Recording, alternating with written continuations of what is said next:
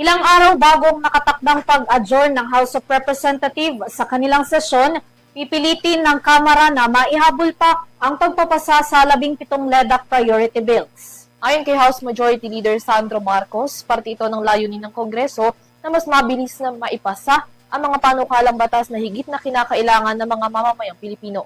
Narito ang report.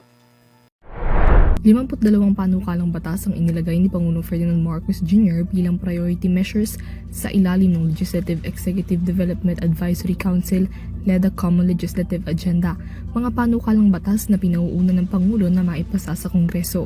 At ayon kay House Majority Leader Ferdinand Alexander Sandro Marcos, 17 sa mga LEDAC bills malapit nang maipasa ngayong linggo, habang 4 naman ang nasa approval stage na. Ang 4 na ito ay ang mga panukalang nasa third reading na, ang Travel Tax Abolition Act, Digital Payments Act, Amendments to the Universal Access to Quality Tertiary Education Act, and the Presidential Merit Scholarship Program na target maaprubahan bago ang Holy Week break. Nasa Bicameral Conference Committee naman na ang National Center for Geriatric Health Bill at ang panukalang batas na inire-reset ang first regular election sa BARM sa Setyembre. 11 LEDAC priority bills naman ang aprobado na hanggang 3 pagbasa at umuusad na, habang 3 ang nasa pipeline en route para sa final approval.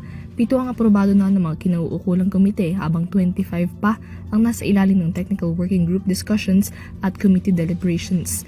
Ayon kay Marcos, patunay lamang daw ito na talagang tinatrabaho ng Kamara ang pagpapasa sa mga nasabing panukala na may direktang epekto sa buhay at kapakanan ng mga mamamayang Pilipino. Para sa EuroTV News, Miela Yagin, sumasaludo sa bawat Pilipino.